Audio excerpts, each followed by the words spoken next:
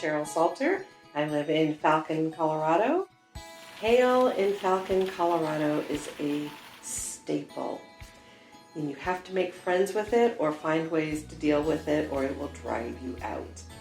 We have hail every year. Sometimes not so bad, sometimes very bad. But it is definitely part of life out here.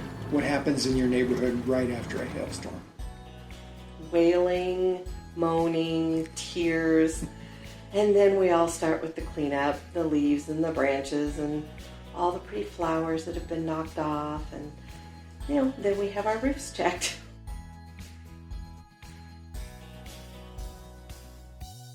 We get some after every hailstorm.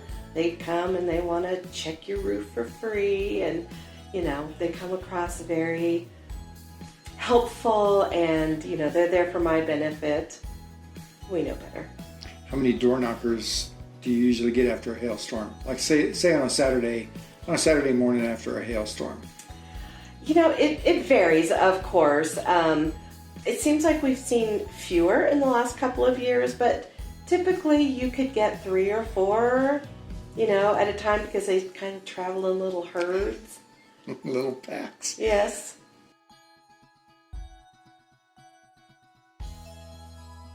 Again, not personally.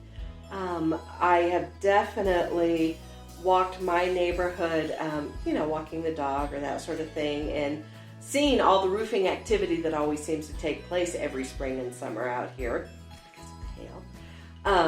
And have just been amazed, not in a good way, at how long some of the roofers have taken. I mean, I've seen roofing jobs take 3-4 days. How long the shingles and stuff have sat up on the roof before they even get started now. Okay, some of it in their defense, the rain and hail out here can be kind of crazy, but the messes I've seen in some of my neighbors' yards where they can't manage to hit the dumpster, or they're just sloppy about their own tools and stuff. So I don't know if I'd call that scamming, but it's definitely not the experience I had when I got a new roof. How did your first meeting with Tracy Bookman go about your roof?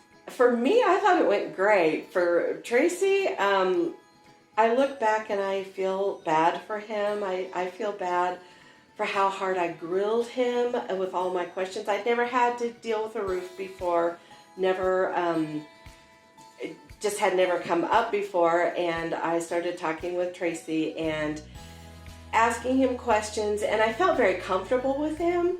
I didn't feel like there was an ulterior motive or he was hiding an agenda or anything. I mean, he was a roofer, and I knew he was a roofer, and I knew we had hail, and I'm like, I was open to at least having a conversation, and so we started the conversation, and it lasted on the porch for a while. I asked him all kinds of questions about the roof and his business, and just trying to educate myself about the whole roofing process. And after, 10 or 15 minutes, we moved inside to my dining room table while I continued to grill him, and he just assured me that he lived in the area and he had a garden and he put hailcloth up because of the hail, just trying to make me feel comfortable that he knew what he was talking about when it came to hail and what it took to deal with that with our houses. And I don't remember the timing, but it was probably at least 30 or 40 minutes later.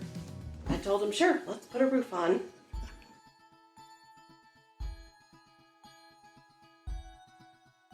I would say genuine is the word that comes to mind. He was just very gracious and patient with my questions.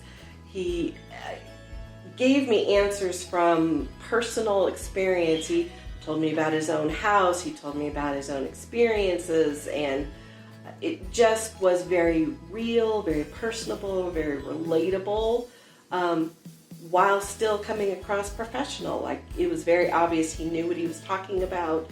He understood the whole, roofing thing, which I didn't know anything about.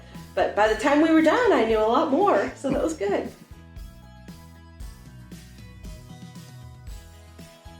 Oh, absolutely. I recommended him to my best friend, and she had him put their roof on. Oh, that's right. Yeah, that's right. That's right.